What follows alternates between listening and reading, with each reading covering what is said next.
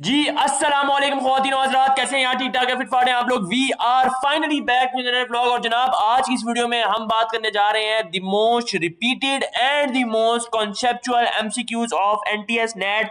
जी बिल्कुल, आज की इस वीडियो में मैं जो एमसीक्यूज आप लोगों के साथ डिस्कस करने जा रहा हूँ उसको सुनने, समझने और कॉन्सेप्ट हासिल करने के बाद आप अपने एनटीएस में 90+ मार्क्स आराम से ले सकते हैं। सो ये वीडियो आप लोगों के लिए बहुत ही ज्यादा इंपॉर्टेंट है। और वीडियो को शुरू करने से पहले, वीडियो को अभी तक तुम लोगों ने लाइक नहीं किया ना, वीडियो को लाइक कर दो, चैनल को सब्सक्राइब कर दो और बेल आइकन को प्रेस लाजमी तौर पर कर देना। बढ़ते हैं अपने एमसीक्यूज की तरफ और व्हाट्सएप ब्रॉडकास्ट चैनल को ज्वाइन कर लेना, क्योंकि उसमें भी एक जूम सेशन में रखने जा रहा हूं जो कि आप लोगों के लिए बहुत ही ज्यादा फायदेमंद साबित होने जा रहा है। तो बिस्मिल्लाहिर्रहमानिर्रहीम, सबसे पहले एमसीक्यू के बारे में बात करते हैं, जिसमें वो ये कह रहा है कि average of 3 numbers is 8, that of the 4 to first 2 is 11, find the third number. अच्छा जी, वो ये कह रहा है जनाब तीन नंबर्स की जो एवरेज है वो 8 है। ठीक है जी, यहाँ पे लिखा हुआ भी है फॉर ऑल द 3 नंबर्स। और जो हमारे पास दो नंबर्स हैं, फर्स्ट 2 नंबर्स, उनकी जो एवरेज है वो हमारे पास जो है वो क्या है, 11 है। ठीक है जी, यहाँ पर एंड आएगा, सही है। Average of 3 numbers is 8 and that of the first 2 is 11, find the third number.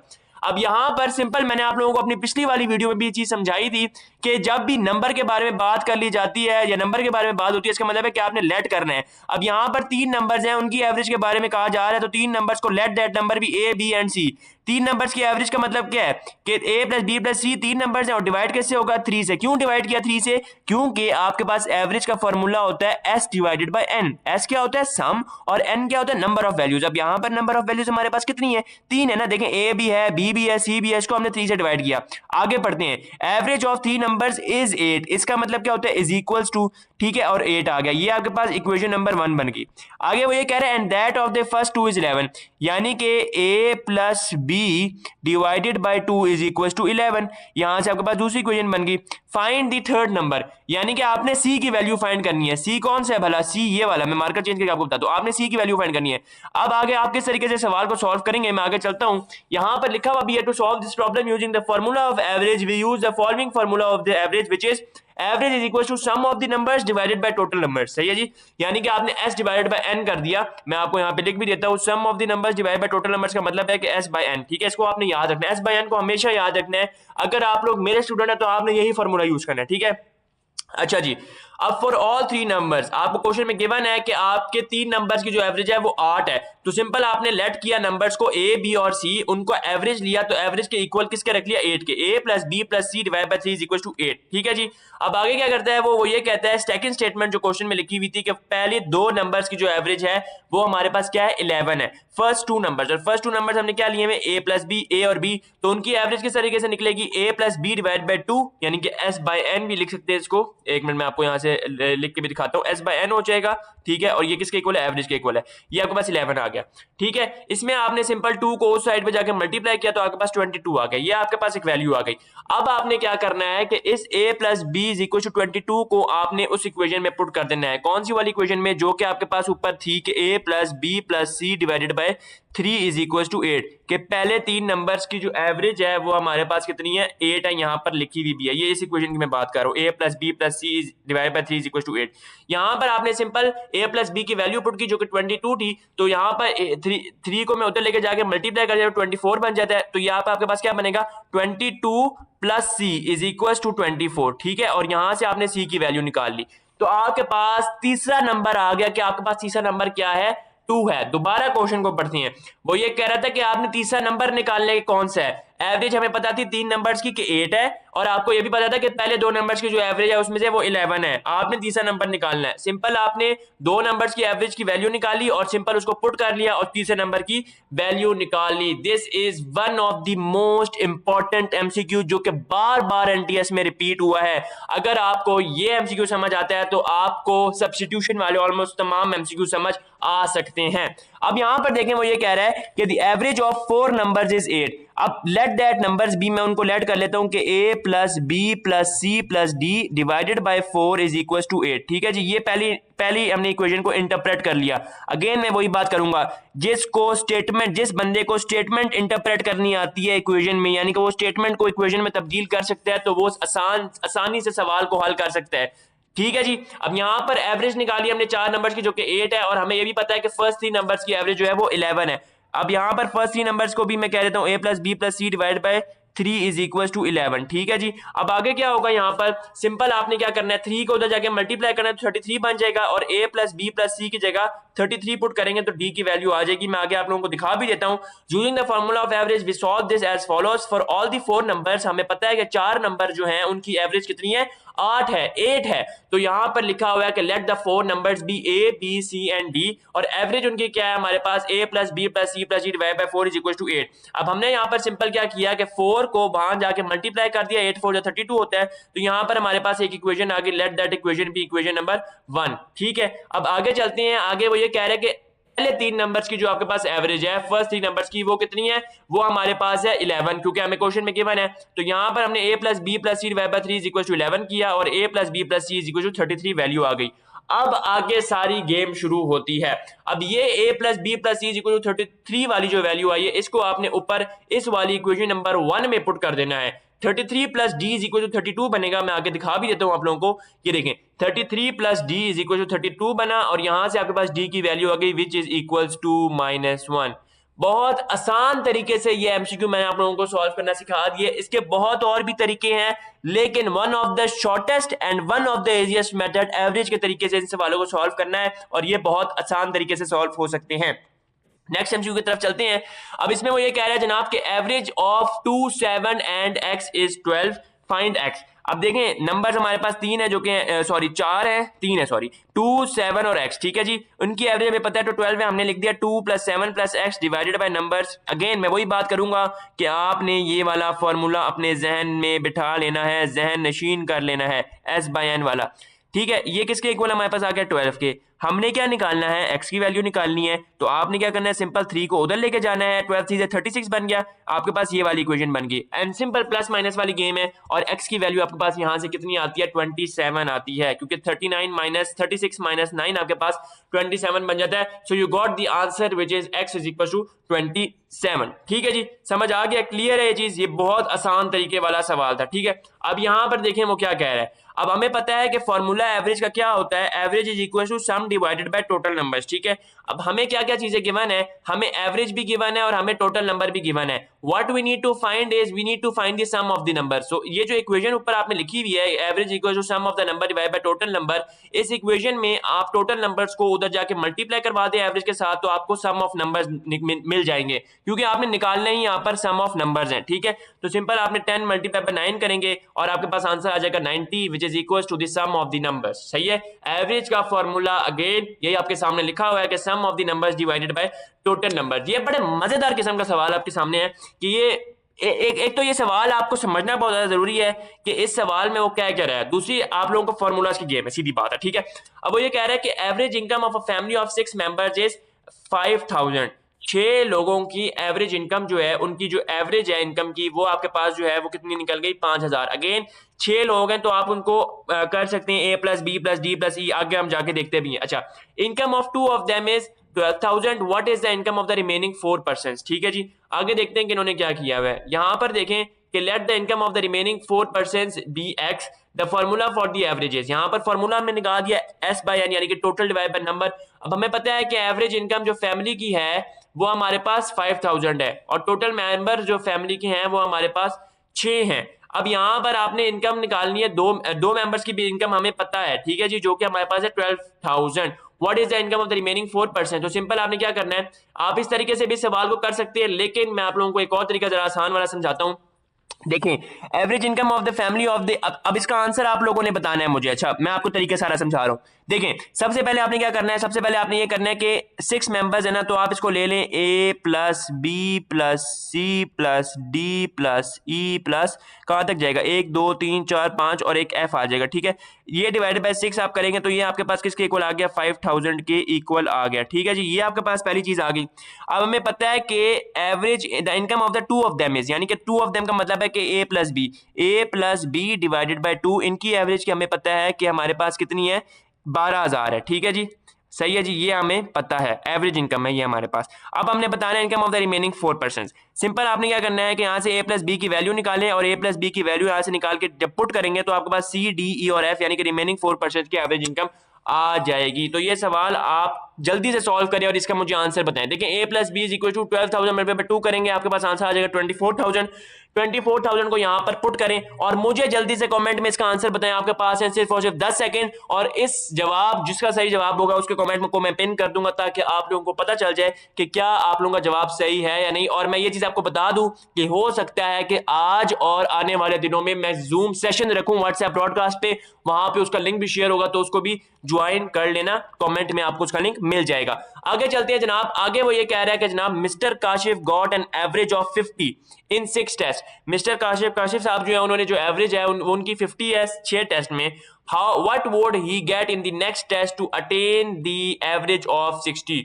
मुझे नहीं समझ आती कि इसमें बच्चे कौन कौन सी लंबी लंबी थ्योरियां लिखे जाते हैं और आखिर में उनका जो आंसर आ रहा होता है अनफॉर्चुनेटली वो भी ऑप्शन से मैच ही नहीं कर रहा होता। लिहाजा इस सवाल को सॉल्व करने का बहुत आसान तरीका है, 10 सेकंड या 15 सेकंड में यह सवाल सॉल्व हो जाता है अगर आपकी मैथमेटिक्स अच्छी है। सिंपल आपने क्या करना है, देखिए हमें पता है कि एवरेज का फॉर्मूला क्या होता है, सम डिवाइडेड बाय नंबर। ठीक है, अब सम हमें पता है कि कितनी है, सॉरी सम हमें नहीं पता, हमने निकालना है, हमें एवरेज पता है और हमें क्या पता है दूसरी चीज के टेस्ट नंबर ऑफ टेस्ट कितने हैं, 6 है, नंबर हमें पता है। ठीक है, अब यहां पर हमने सिंपल क्या किया कि average is equal to sum divided by number होता है। ठीक है, यहां पर मैं आप लोगों को बता भी देता हूं, A is equal to S by N होता है। ठीक है जी, ए हमें पता है कि कितना है ए हमें पता है कि 50 है, एवरेज उसकी 50 थी, तो एस को मैं एस 6 से डिनोट कर रहा हूं क्योंकि 6 टेस्ट में जी उसकी 50 एवरेज। ठीक है, और इसको मैं डिवाइड कर रहा हूं, किससे डिवाइड करूंगा मैं, 6 से। ठीक है, क्योंकि नंबर ऑफ टेस्ट जो है वो आपके पास 6 है। अब यहां से सिंपली आप लोग क्या कर सकते हैं, S6 की वैल्यू निकाल सकते हैं जो कि आपके पास निकल जाएगी 300 सही है। अब वो कह रहा है कि नेक्स्ट टेस्ट में उसकी क्या जो है ना वो होनी चाहिए, क्या होनी चाहिए, नेक्स्ट टेस्ट में उसकी क्या एवरेज होनी चाहिए या नेक्स्ट टेस्ट में उसका क्या सिक्योर होना चाहिए, सॉरी एवरेज नहीं, आपको एवरेज पता है कि 60, उसने कितने नेक्स्ट टेस्ट में उसके मार्क्स होने चाहिए। ठीक है जी। अच्छा, अब यहां पर देखें उसने क्या किया, S6 तक तो आपको बात समझ आ गई ना सारी, कोई मसले वाली बात ही नहीं है। सिंपल आपने एवरेज भी आपको पता थी, आपको नंबर ही पता था, आपने यहां से सामने निकाल लिया S6। अब यहां से आगे सारी गेम शुरू होती है। देखिए वो कर क्या रहा है, सिंपल आपने क्या करना है कि उसमें एवरेज में एक और एवरेज आ रही है ना, अब 7 एवरेज हो जाएंगी 6 के बजाय, तो हम क्या कर रहे हैं, S6 plus 7 divided by 7 is equal to 60, और यहां से आपके पास वैल्यू आ जाएगी 7 की, 7 या आप कहें कि S6 प्लस 7 की। ठीक है, बहुत आसान तरीके से मैंने सवाल आप लोगों को करा दिया। ठीक है जी, क्लियर है, इसी बात पे लाइक तो कर दो। अच्छा, द अरिथमेटिक मीन ऑफ, अच्छा mean, median, mod, variance, standard deviation, geometric mean, ये सारी चीजें मैं आज भी आप लोगों को कराऊंगा और मैंने कुछ इंपॉर्टेंट चीजें आप लोगों को पिछली वीडियो में भी कराई थी। अच्छा, arithmetic mean of 8x plus 5 minus 3x plus 9 0 और 7x माइनस 2 देखें अरिथमेटिक मीन कहते हैं किसको है। सबसे पहले जो आपके पास मीन होता है वो क्या होता है, आपने ये चीज समझने की जरूरत है।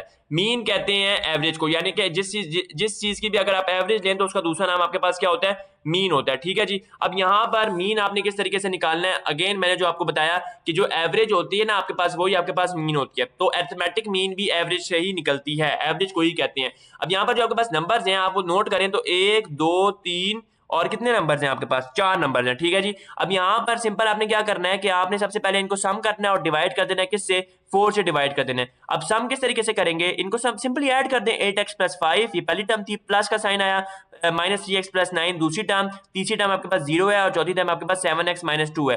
अब यहाँ पर स्टूडेंट्स गलती ये करते हैं कि यहाँ पर 0 वाली टर्म को निग्लेक्ट कर देते हैं। नहीं भाई, अल्लाह के बंदो, इसको आपने निग्लेक्ट नहीं करना, सही है, क्लियर है आपको ये वाली बात कि आपने जो जो नंबर्स आपको डेटा सेट में गिवन है या सीक्वेंस में गिवन है आपने वो सारे लेने, चाहे वो 0 ही क्यों ना हो। ठीक है जी, अब यहाँ पर सिंपल आपने इन नंबर्स को ऐड किया तो आपके पास आंसर आ गया सम का, ये खाली सम का आंसर आया है विच इज 12x प्लस 12। अब सिंपली आपने एवरेज वाले फॉर्मूला में इसको पुट करना है जो कि आपके पास होता है सम डिवाइडेड बाय टोटल नंबर्स, और यहां से आपके पास आंसर आ जाएगा 12x प्लस 12 डिवाइडेड बाय 4। यहां से आपने सिंपल 4 कॉमन ले लेना है और आपके पास अरिथमेटिक मीन यानी कि एवरेज निकल आई which is equal to 3x plus 3।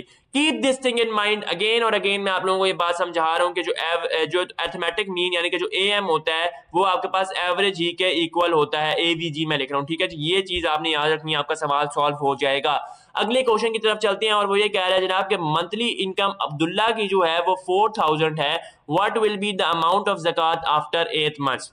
ज़कात का अगर मैं आप लोगों को आसान फार्मूला बताऊं, पता नहीं लोग कौन कौन से फार्मूला मुश्किल आप लोगों को बताते रहते हैं, लेकिन मैं सबसे आसान फार्मूला आपको बता रहा हूं कि ज़कात का फार्मूला होता है 2.5% ऑफ दी टोटल इनकम। 2.5% का मतलब है 2.5 डिवाइड बाय 100, ठीक है। अब इससे एक और आसान फार्मूला आपको बता दूं, अगर तो आप लोग इस वीडियो को अच्छे तरीके से देख रहे हैं तो आपको पता होगा कि एक और आसान फार्मूला भी इसमें लग सकता है, जो कि हमारे पास कौन सा है। कोई कमेंट सेक्शन में बताएगा कि ज़कात का आसान फार्मूला एक और भी है, जल्दी से बताएं। अच्छा, अब यहां पर सिंपली देखिए कि ज़कात अभी इस फार्मूले से अगर आप करते हैं तो सिंपली आपने क्या किया, ज़कात is equal to 2.5% total income होती है, तो 2.5 डिवाइड बाय 100 हो गया, ठीक है। और आपके पास क्या आ गया, ये मल्टीप्लाई बाय 32,000 कहां से आया, टोटल इनकम आपको पता है कि कितनी है आपके पास टोटल इनकम।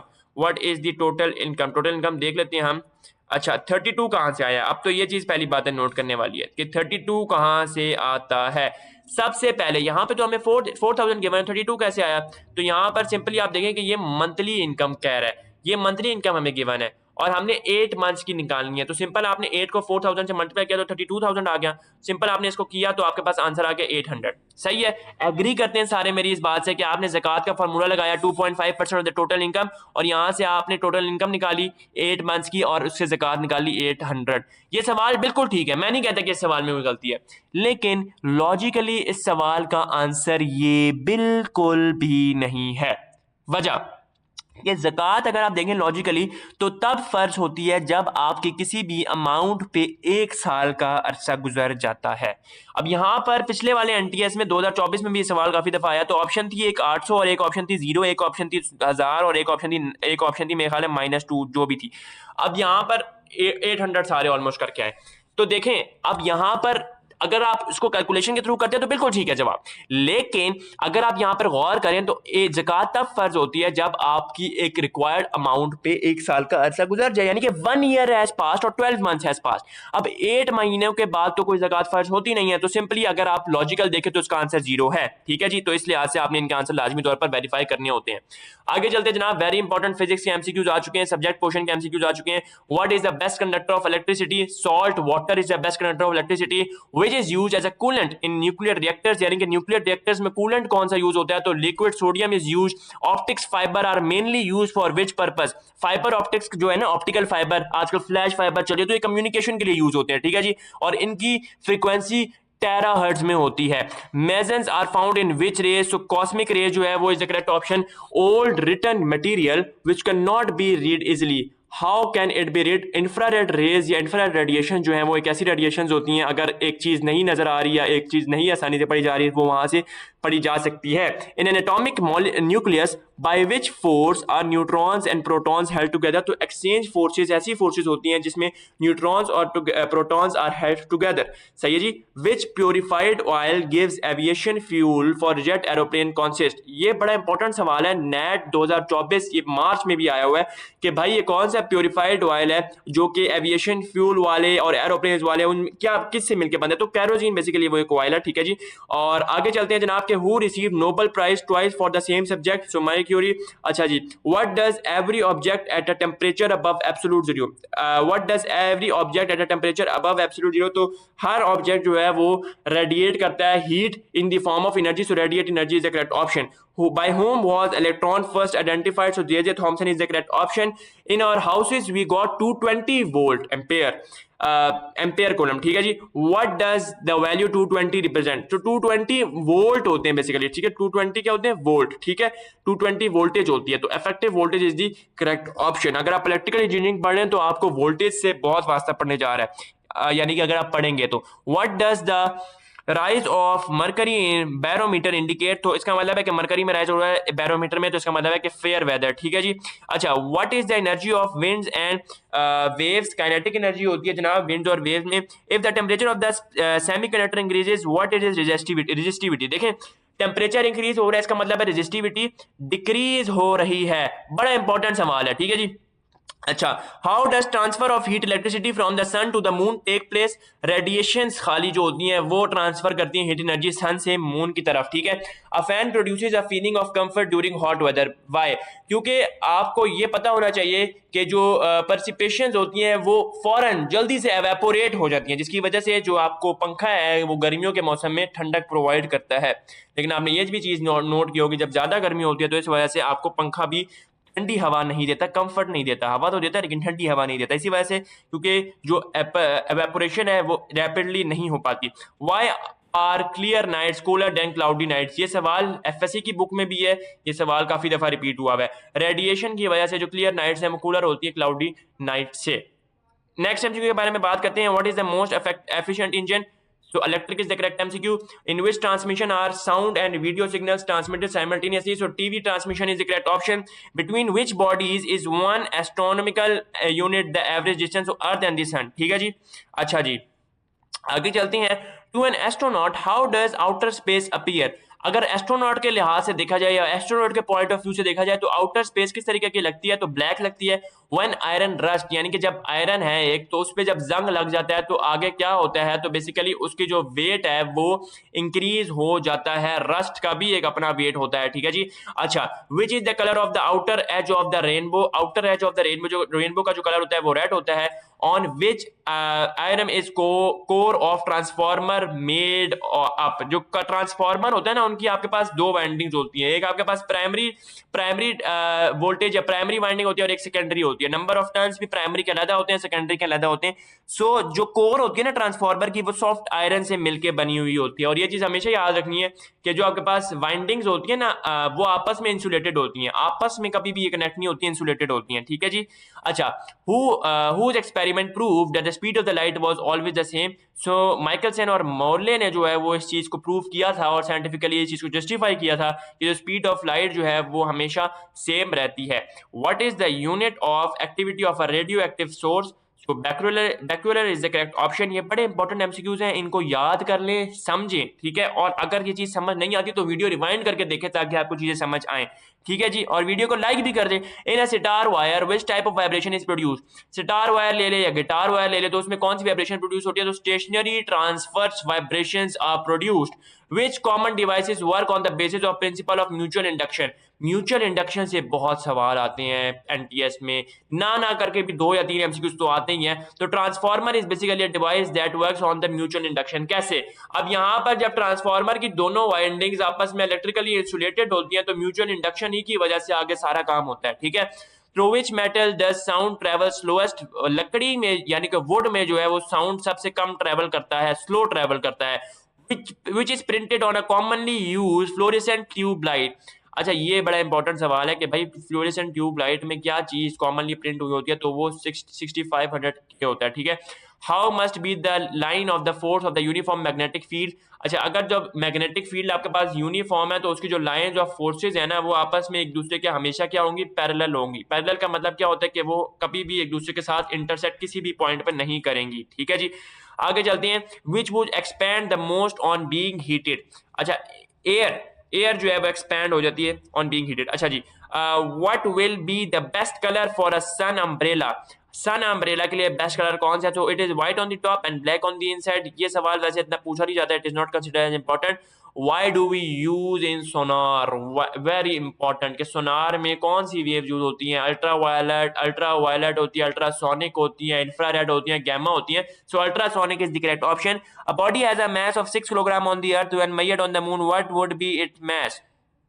अच्छा जी, अब वो कह रहा है कि मून, अब बॉडी का जो मास था ना अर्थ पे वो 6 किलोग्राम था, इस पे मून पे उसका जो वेट है या उसका जो मास है वो कितना होगा? So it would always be remain the same which is 6 kilogram. अच्छा जी, कि बॉडी का तो मास सेम ही रहेगा, बॉडी के मास पे कोई फर्क नहीं पड़ने जा रहा। At the time of the short circuit what will be the current in the circuit? Current तो भाई हैवीली इंक्रीज होगा। जब शॉर्ट सर्किट होता है तो करंट ही तो इंक्रीज होता है जिसकी वजह से ब्लास्ट वगैरह होता है। How the one can distinguish a telescope from a microscope? Size of the lens को देख के आप इस चीज को डिस्टिंग्विश कर सकते हैं कि ये जो टेलीस्कोप है या ये क्या ये एक टेलीस्कोप है या फिर क्या ये एक माइक्रोस्कोप है। विच साउंड प्रोड्यूस्ड क्या लिखा हुआ है जी? Which sound produced by a bat? Ultrasonic, ठीक है जी। How is the frequency of the ultrasonic waves typically? तो अबव 20,000 किलोहर्ट्ज जो है वो फ्रीक्वेंसी होती है अल्ट्रासाउंड वेव्स की। Why which impact is nuclear fission cause? Neutron की वजह से जो है वो न्यूक्लियर फिजन जो है वो कॉज होती है। The wavelength of X rays is of the order of how many angstrom?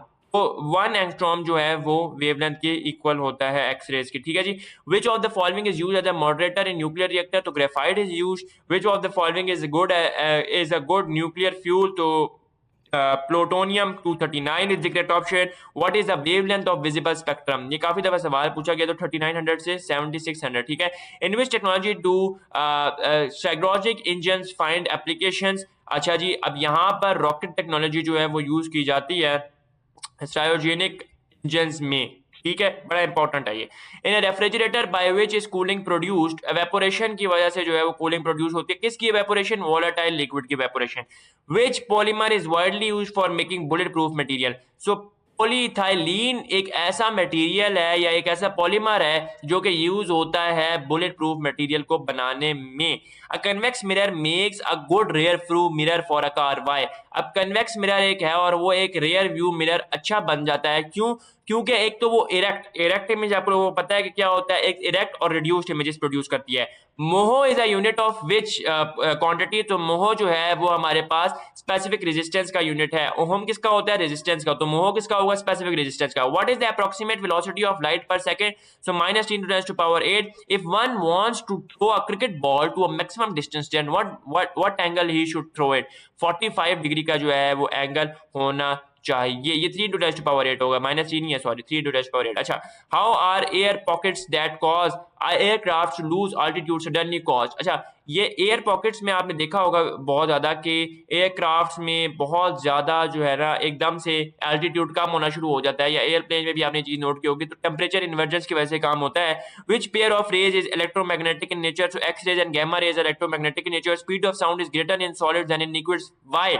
ये सवाल तो मस्ट ही होता है यार तकरीबन। अच्छा, इसमें वो ये कह रहा है कौन सा टेस्ट में तो इट इज मैंडेटरी। अब वो ये कह रहा है कि सॉलिड की इलास्टिसिटी ज्यादा होती है और लिक्विड्स की जो इलास्टिसिटी वो कम होती है, इसलिए स्पीड ऑफ साउंड सॉलिड में ज्यादा होती है as compare to liquid. Why does a bubble of water shine, अब पानी में अगर कोई बुलबुला या बबल बन रहा है तो क्यों शाइन होता है, internal reflection, total internal reflection, ये मैंने आप लोगों को पिछले एक दफा जूम सेशन में भी समझाया था कि वो क्या होता है। अच्छा, with which instrument can a sailor in a submarine see the object on the surface of the sea, अब एक ऐसा इंस्ट्रूमेंट होता है जिसमें आप सरफेस ऑफ द सी को भी देख सकते हैं, कौन सा होता है, पेरिस्कोप। आपने मुख्तलिफ मूवीज में भी ये चीज नोट डाउन की होगी कि पेरिस्कोप से आप सरफेस ऑफ द सी को भी देख सकते हैं। On which principle does rocket work, conservation of momentum, यार मोमेंटम और impulse, these are one of the most important things that needs to be understand by you guys, और ये चीज मैं आप लोगों को आने वाली वीडियो में भी समझाऊंगा। 1 horse power is equal to 746 watt होता है। Hydraulic brakes use in the automobile is a direct application of which law, Pascal law is the correct option. आगे चलते हैं, which is the number of the basic units in the international system of units. अच्छा अच्छा, SI system में number of basic units कितने हैं, तो वो 7 है, ठीक है। If you swim 1 kilometre how many miles do you swim, तो आपको सिंपल पता होना चाहिए कि 1 किलोमीटर में 0.62 माइल्स होते हैं, ठीक है जी। आगे देखिए, how can the quantity of water vapour the atmosphere hold increases, अच्छा जी, बड़ा इंपॉर्टेंट सवाल है जनाब। वो ये कह रहा है कि how can quantity of water vapour the atmosphere hold increases, अब जो एटमॉस्फेयर ने वाटर वेपर को होल्ड किया है वो कैसे इंक्रीज हो सकता है, तो सिंपल वो इंक्रीज हो जाता है टेम्परेचर के इंक्रीज करने से। अच्छा, when milk is churned how does the cream separate from it due to the centrifugal force, ठीक है। We can not see during a fog, why, because lights, fog में आपने देखा होगा कि लाइट हर जगह आपको नजर आ रहा होता है but it scatters all around, ठीक है, स्कैटरिंग की वजह से काम होता है। आगे देखिए जनाब, वो ये क्या कह रहा है जनाब, in storms the roof of some houses are carried away according whom is this, so Bernoulli principle is the principle जिसकी वजह से जो roof of the some houses है वो कैरिड अवे हो जाते हैं। अच्छा, why is the phenomena of mirage due to the total internal reflection, आप लोगों को आपने एफएससी में पढ़ा भी होगा उस टॉपिक में, टोटल इंटरनल रिफ्लेक्शन में। Which law is involve in the act of cleaning a carpet bye beating it with a stick, first law of motion. First law of motion क्या कहता है, आप लोगों को पता है, अगर नहीं पता तो मैं आप लोगों के साथ शेयर कर भी दूंगा। Which remains constant while throwing a ball upward, जब आप किसी भी बॉल को अपवर्ड, यहां से नजर नहीं आएगा, जब आप किसी भी बॉल को अपवर्ड थ्रो कर रहे हैं तो क्या चीज इसमें सेम है, एक्सीलरेशन सेम है, बाकी तमाम चीजों पे फर्क पड़ता है। अच्छा, DC current can be control by which component, resistance से डीसी करंट कंट्रोल होता है, बिकॉज जो आपके पास करंट और रेजिस्टेंस का जो फॉर्मूला है ना, V is equal to I R होता है, और R और I का जो रिलेशन है वो आपस में एक दूसरे के इनवर्स होता है, यानी कि आप जितना करंट बढ़ाएंगे उतनी रेजिस्टिविटी कम होगी, and this is the thing, ठीक है जी। अच्छा, अब हमने कंट्रोल करनी है तो ऑब्वियसली रेजिस्टेंस कंट्रोल करेगी उसको, करंट को। Which radiation causes maximum energy, so gamma rays, which is a good conductor for electricity human body. अच्छा, on which conservation law does a rocker work. So angular momentum. What denotes a smallest temperature? So 1 degree on the Kelvin scale is the smallest temperature. What is the function of heavy water in the nuclear reactor? Nuclear reactor में heavy water का क्या function है? तो basically ये neutrons की power या neutrons की speed को कम करता है, स्लो डाउन करता है, ठीक है। Which has the least penetrating power, ये और ये एमसीक्यू बहुत इंपॉर्टेंट है। देखिए लीस्ट पेनिट्रेटिंग पावर किस में होती है? अल्फा पार्टिकल्स में होती है। विच रेज आर मोस्ट पेनिट्रेटिंग, कौन सी रेज हैं जो कि मोस्ट पेनिट्रेटिंग होती हैं? तो वो आपके पास गैमा रेज होती हैं। The mass energy relation is the outcome of which theory? Special theory of relativity. Star लगा रहा हूँ, आप लोगों को पता है कि मैं जब स्टार लगा दूं तो इसका क्या मतलब होता है। Recoil of a gun is example of which thing? So conservation of linear of momentum.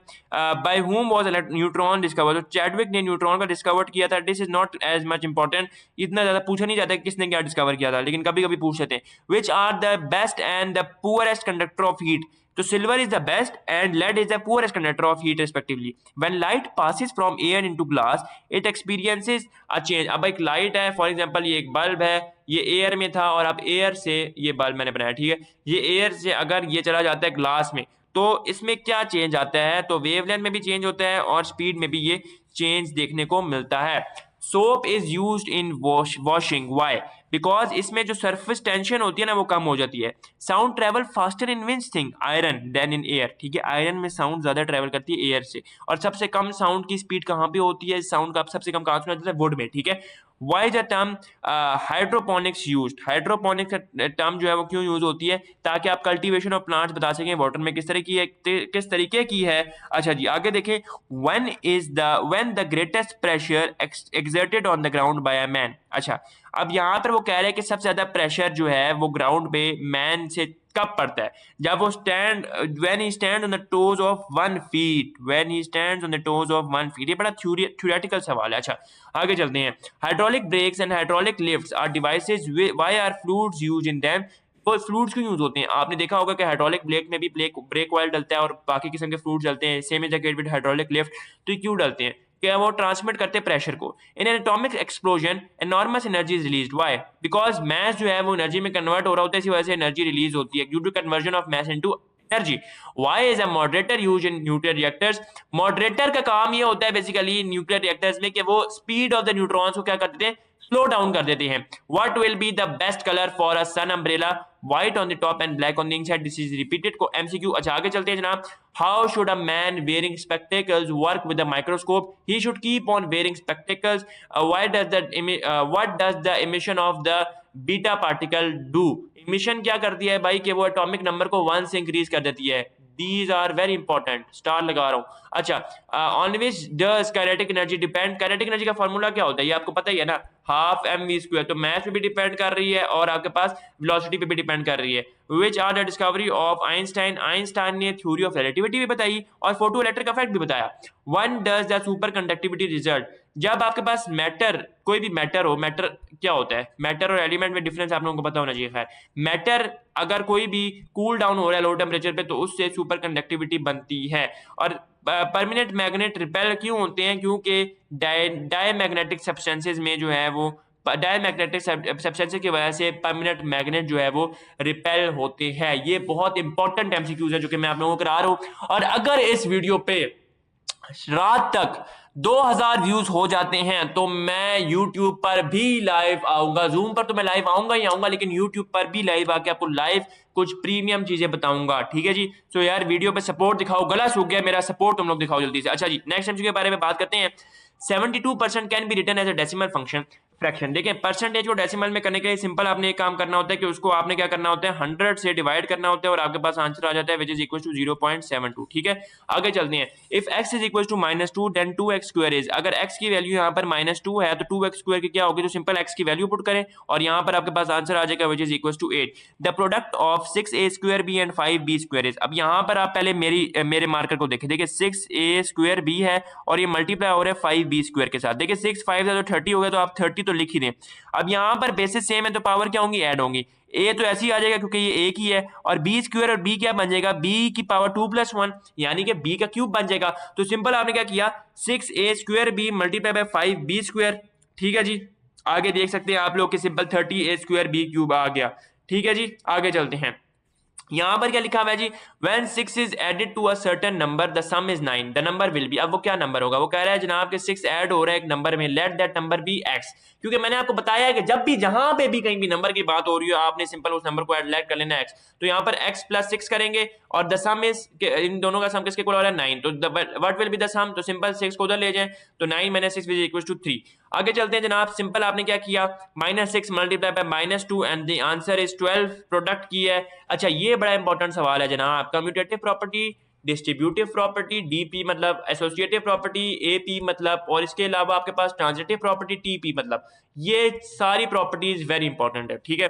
अच्छा यहाँ पर तो खैर a plus B is equal to b plus a है, तो वो कौन सी प्रॉपर्टी होल्ड कर रहा है या एग्जिबिट कर रहा है, so it is holding the commutative property with respect to addition, ठीक है। कम्यूटेटिव प्रॉपर्टी में वो ये कहता है कि आप जो है वो आगे पीछे करने से, यानी कि स्टेट को चेंज करने से रिजल्ट में चेंज नहीं आता, ऑर्डर चेंज करने से रिजल्ट में चेंज नहीं आता। हॉर्स का प्लूरल क्या होगा, सिंगुलर प्लूरल जनाब हॉर्सेज होता है। क्या सिमिलरली पीपल का जो है वो पीपल ही रहता है, because people is already in a plural form, यानी कि ग्रुप ऑफ पर्सन, ठीक है जी। यहाँ पे लिखा हुआ भी है people is already the plural form of person, people refers to different group of persons, ethnic group etc, so it does not so it is not the correct option here, ठीक है। तो peoples नहीं होता, people ही होता है। Leave का क्या होता है प्लूरल, तो लीव का प्लूरल हमारे पास लीव्स होता है, और कलेक्ट का हमारे पास ऑपोजिट। अच्छा देखें आपके पास अगर हो सकता है कि ऑपोजिट लिखा हुआ है कि वो आपको कहें कि ऑपोजिट हो, वैसे तो मुश्किल है कि ऑपोजिट लिखा है, आपको लिखा है एंटोनिम, तो आपने घबराना नहीं है, एंटोनिम का दूसरा नाम क्या होता है, ऑपोजिट होता है। और सिनोनिम का SYN, सिनोनिम का दूसरा नाम आपके पास क्या होता है, वो आपके पास होता है सिमिलर, सिमिलर से याद रखें, ठीक है जी, सिमिलर, ठीक सही है जी, समझ आ गई आपको। अच्छा अब यहाँ सेम मतलब, अच्छा कलेक्ट का ऑपोजिट क्या होगा, स्कैटर, क्योंकि collect means to gather while scatter means to disperse या फैल जाना, चीजों को स्प्रेड कर देना। स्टॉप का ऑपोजिट क्या होगा, स्टार्ट, क्योंकि स्टॉप का मतलब है कि आप किसी भी चीज को सीज कर रहे हैं, और स्टार्ट का मतलब है कि आप किसी भी चीज को बिगिन कर रहे हैं, यानी कि स्टार्ट कर रहे हैं। सिंपल, और सिंपल का ऑपोजिट क्या होगा, difficult. Simple means that it is very easy to understand, जैसे कि आपको लेक्चर हो सकता है सिंपल लग रहा हो, लेकिन अगर कोई गौर से नहीं सुन रहा तो उसको ये लेक्चर डिफिकल्ट लग रहा होगा। तो अगर डिफिकल्ट लग रहा है लेक्चर तो वीडियो को रिवाइंड कर लेना ताकि आप लोगों को लेक्चर आसान लगे। आगे चलते हैं जनाब, स्टॉप का ऑपोजिट अगेन स्टार्ट है, सिंपल का डिफिकल्ट है, करेक्ट एक चीज सही है तो रॉन्ग होगा। I dash busy in writing a letter. अच्छा ये हेल्पिंग वर्ब्स लाजमी तौर पर पूछे जाते हैं आपसे, कि वो कहता है कि fill the blank with the appropriate preposition, जो भी आपके पास वर्ब दिया हुआ है, ब्लैंक दी हुई है, तो वो ये कह रहे हैं I dash busy in writing a letter, so I am busy in writing a letter because am is the correct form, ठीक है जी। और फर्स्ट सिंगुलर पर्सन के लिए एम ही यूज किया जाता है, ठीक है जी। अच्छा सिंपल डिफिकल्ट, अच्छा her speech was cheered dash everyone, यहाँ पे डैश होगा, तो her speech was cheered by everyone, by is the correct option, the correct sentence is her speech was cheered by everyone, the preposition by is used to indicate the doer of the action in passive voice, ठीक है। passive voice में आ गया ना, by का मतलब क्या है, by आ गया तो passive voice आ गया।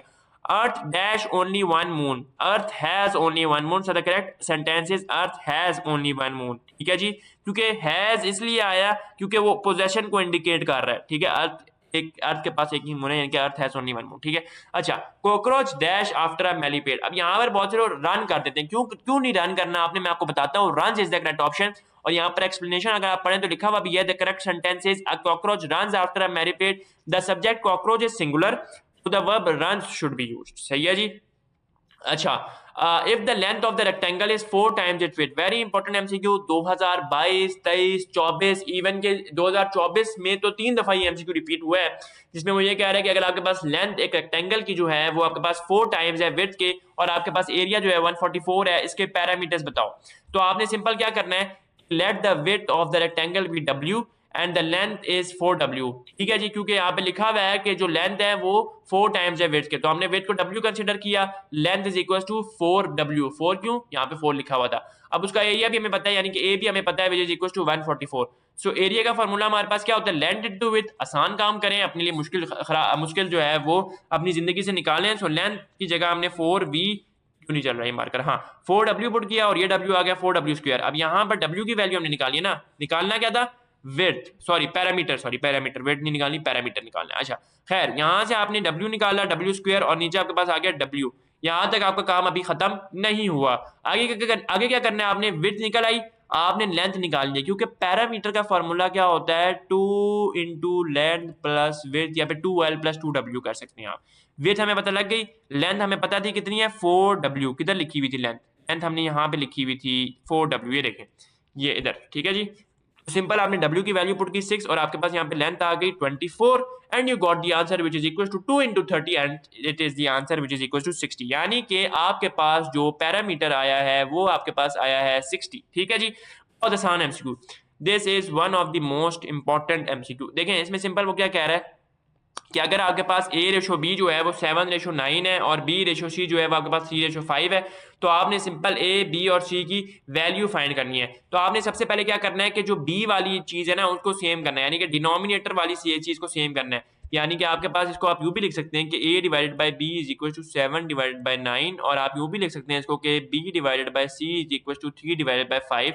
तो सिंपल आपने पहले b की टर्म्स को इक्वल करना है, यानी कि इसको आप 3 से मल्टीप्लाई कर दे तो b इक्वल हो जाएगा, यहाँ पे भी 9 है तो इधर भी 9 हो जाएगा।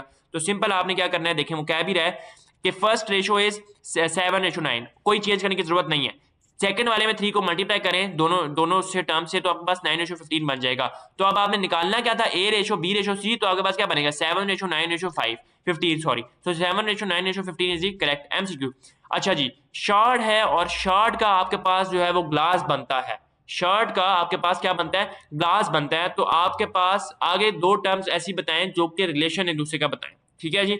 अब यहाँ पर मोस्ट प्रोबेबली आपको कोई ऑप्शन दी हुई होगी और आगे आपके पास कॉलम डला होगा कि इस चीज का रिलेशन बताएं, क्योंकि यहाँ से थोड़ा सा डिफिकल्ट हो जाता है, लेकिन आपको डिफिकल्ट चीजें भी आनी चाहिए। खैर, शार्ड होता क्या है, शार्ड बेसिकली होता है it is a very small piece of glass, ठीक है जी, और we need to find a pair where the first term is the smallest part of the second term. यहाँ से आपके एनालॉजीज वाले क्वेश्चन शुरू होते हैं, और एनालॉजी कहते किसको हैं कि वो रिलेशन बता रही होती है दो चीजों के दरमियान का, ठीक है। अब शार्ड और ग्लास का जो रिलेशन है वो क्या है कि शार्ड जो है वो एक पीस ऑफ ग्लास है, तो हमने इस तरह पेयर बनाना है कि कोई एक चीज दूसरी चीज के जो है वो स्मॉलर पार्ट हो या स्मॉलर पीस हो, ठीक है। ग्रेन और सैंड, देखिए grain is a smaller part of sand, this works as a relationship is similar, ठीक है। अब मॉर्सल और meal, morsel is a smaller portion of meal but it does not seem as directly related to the material, ठीक है, directly related होना चाहिए material के। Stand रोप, अब स्टैंड जो है वो स्मॉलर पार्ट तो होता है रोप का, but it is more of a component rather than a broken piece, ठीक है जी। तो ग्रेन और sand is the correct option, यानी कि यहाँ पे आएगा ग्रेन और sand, option A is the correct option. अच्छा जी, आगे देखते हैं, नेक्स्ट एमसीक्यू के बारे में बात करते हैं। सिगरेट अनहेल्दी, ऑब्वियसली सिगरेट आपकी सेहत के लिए मुज़िर है, तो सिन करना है, गुनाह करना भी आपके लिए इमोरल है, ठीक है जी। Simple is that, cigarette associated with being unhealthy, we need to find a similar relationship.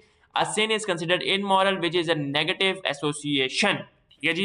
If n is a prime number, अगर n हमारे पास एक प्राइम नंबर है तो अंडर रूट n हमारे पास क्या बनेगा, वेरी वेरी वेरी इंपॉर्टेंट सवाल। और इसमें सिंपल आपने क्या करना है कि अंडर रूट n जो है ना आपके पास, इसमें ऑप्शन आपके पास ये होंगे कि it is whether it is rational, whether it is irrational और नन ऑफ दिस, ठीक है। अब यहाँ पर सिंपल देखें, अंडर रूट एन हमेशा इररेशनल नंबर ही होगा, क्योंकि अंडर रूट एन आपको पता है कि एन एक प्राइम नंबर है, और प्राइम नंबर उसको कहते हैं कि जो सिर्फ और सिर्फ या तो अपने नंबर से जाए या तो वो 1 से जाए। फॉर एग्जांपल अंडर रूट 1 ले लें, वो तो खैर 1 ही होता है, अंडर रूट 3 ले लें, अंडर रूट 5 ले लें, अंडर रूट 7 ले लें, तो ये वो नंबर्स हैं जो कि स्क्वायर रूट को नहीं हटा सकते। और इररेशनल नंबर कौन से होते हैं, इररेशनल नंबर होते ही वो हैं कि जिनको आप स्क्वायर्स की फॉर्म में रिप्रेजेंट नहीं कर सकते, लिहाजा अंडर रूट एन एक हमारे पास इररेशनल नंबर है। What is the half angle formula of tan x, काफी दफा ये सवाल रिपीट हुआ है, वो कह रहा है कि आपने हाफ एंगल फार्मूला बताना है, तो हाफ एंगल फार्मूला का रट्टा लगा लें। वैसे तो आपको पता है कि tan हमारे पास किसके इक्वल होता है, tan हमारे पास इक्वल होता है परपेंडिकुलर ओवर बेस, ठीक है। अब यहाँ पर आपके पास ये वाला फार्मूला यहाँ पर इंप्लीमेंट नहीं हो सकता, क्योंकि हमने साइन और कॉस की टर्म्स में बताना है और हाफ एंगल फार्मूला बताना है। तो सिंपल आपने फार्मूला ये वाला, ये दोनों फार्मूलाज आप लोग रट लें जल्दी से। और यार अभी तक तुम लोगों ने कमेंट में अगर उस क्वेश्चन का आंसर नहीं बताया ना, तो इसका मतलब है कि आंसर जल्दी से बताओ, ठीक है जी। अच्छा, साइन और कॉस की टर्म में लिखेंगे तो आप या तो ये फार्मूला याद कर लें या तो ये फार्मूला याद कर ले, you it's your own choice, हो सकता है कि आपको इन दोनों में से कोई एक ऑप्शन दी हुई हो, ठीक है। अच्छा, तो अच्छा अब यहाँ पर वो कह रहे हैं सिंप्लीफाई द गिवन एक्सप्रेशन। अच्छा जी, इसका जवाब आपने कमेंट सेक्शन में बताना है, आंसर नहीं देख के बताना है, मैं आंसर आपको आगे दिखाऊंगा लेकिन आंसर नहीं देखना आपने, इसका आंसर कमेंट सेक्शन में खुद बताएं। देखिए सिंप्लीफाई करें तो x a cube minus b cube का फॉर्मूला लगाएं, a minus b a square plus a square minus a B plus B square होता है, ठीक है जी, ये आपके पास फॉर्मूला आ गया, sorry A square plus A B plus B square होता है। और यहाँ पर आपके पास आ गया X Y plus Y square plus X square. अब यहाँ पर आगे देखें क्या होता है। सिंपल, आपने क्या फार्मूला ओपन किया a minus b a square plus A B plus B square का, और आपके पास आ गया x minus y into x square plus x Y plus Y square. आगे देखिए जनाब, तो इन्होंने डिनोमिनेटर में साथ क्या गेम खेली है, तो डिनोमिनेटर को इन्होंने क्या किया है, सिंपली अरेंज कर दिया है। एक्स स्क्वायर को इधर ले आए, वाई स्क्वायर को इधर ले आए, एक्स वाई को इधर ले आए, that has nothing to do. Simple, आपने देखा कि ये दोनों टर्म्स कैंसिल हो रही है और आंसर आपका क्या आया था। मैं कमेंट्स में देखूंगा कि आप लोगों ने क्या आंसर लिखा था, और क्या जिसका आंसर सही होगा उसके कमेंट को मैं पिन लाजमी तौर पर करूंगा। So x minus y is the correct option. तो हमारे पास जो सिंप्लीफाइड फॉर्म बनती है वो हमारे पास क्या बनती है, X minus Y. The measure of each exterior angle of regular octagon is dash radian. Very important MCQ। वो कह रहा है कि आपने बताना है एक्सटीरियर एंगल रेगुलर ऑक्टागन कितने रेडियन का होता है। तो सिंपल, आपने एक्सटीरियर एंगल का फॉर्मूला याद करना है। जिसको एक्सटीरियर एंगल का फॉर्मूला ही नहीं पता पॉलीगॉन के, तो वो ये सवाल सॉरी टू से नहीं कर सकता। वो जो मर्जी कर ले, वो ये सवाल बिल्कुल भी नहीं कर सकेगा अगर इसको यही नहीं पता कि एक्सटीरियर एंगल का जो फॉर्मूला है वो आपके पास 2 पाई बाय एन होता है। सही है, समझ आ गया आप सबको कि 2 pi by N is the formula of exterior angle. जल्दी से इसको याद कर लें। तो सिंपल, आपको पता है कि एन आपके पास क्या है, 8 है। क्योंकि आपको पता है कि ऑक्टागन का हमने निकालना है ना, तो ऑक्टा मतलब ऑक्ट का मतलब होता है 8, सो पाई बाय 4 आ गया। एम आई राइट? ठीक है जी, क्लियर हो गया आप सबको चीजें। आगे चलते हैं। Converse of P implies Q is if P then Q होता है इसका मतलब। अच्छा, अब इसका कन्वर्स क्या होगा, कन्वर्स का मतलब होता है ऑपोजिट। तो क्यू पहले आ जाएगा, पी बाद में आ जाएगा। तो देख सकते हैं लिखा हुआ क्या है कि the converse of conditional statement p implies q या if P then q is obtained by switching the hypothesis p and the conclusion q. और इसको पढ़ते किस तरह, इफ पी देन क्यू। ठीक है जी, और इसको ऑपोजिट करके लिखेंगे तो क्यू पहले आ जाएगा, पी बाद में आ जाएगा। ज्योमेट्रिक मीन का फॉर्मूला अरिथमेटिक मीन जैसा नहीं होता। बहुत से लोग भंड मार आते हैं कि यही करना शुरू हो जाते हैं भाई कि इन दोनों नंबर्स का एवरेज ले लो। नहीं लेना एवरेज, हर मीन ऐसा नहीं निकलता। सिंपल मीन निकलता है एवरेज से और अरिथमेटिक मीन। अब ज्योमेट्रिक मीन का फॉर्मूला क्या होता है, ज्योमेट्रिक मीन को आपने इस तरीके से लिखना, जो नंबर आपको गिवन है उसका ज्योमेट्रिक मीन निकालना है, तो under root X dot Y. ठीक है, दो नंबर्स के दरमियान आपके पास ज्योमेट्रिक मीन इस तरीके से निकलता है। सो आपके पास सिंपल 1 ओवर ए और 1 ओवर बी है। जल्दी से इसका आंसर मुझे कमेंट सेक्शन में दिखाएं, बताएं। वैसे तो मैंने इसका आंसर दिखा दिया है, लेकिन सिंपल अगर आप इसको सॉल्व भी करते हैं जल्दी से कमेंट सेक्शन में इसका आंसर मुझे बताएं। तो 1 ओवर ए 1 ओवर बी, और आपके पास आंसर आ जाएगा 1 over under root A B. सही हो गया जी, क्लियर है ये चीज आप सबको। और यहां पर ये कौन सा फ्रैक्शन है, क्या ये एक प्रॉपर फ्रैक्शन है, क्या ये एक इम्प्रॉपर फ्रैक्शन है या नहीं, नन ऑफ दीज, या क्या ये एक स्टेबल है।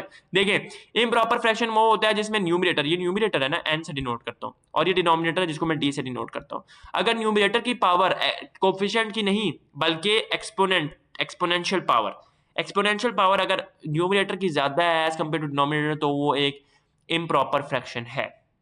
लेकिन अगर आपके डिग्री न्यूमरेटर की लेस है डिनोमिनेटर से, तो वो एक प्रॉपर फ्रैक्शन है।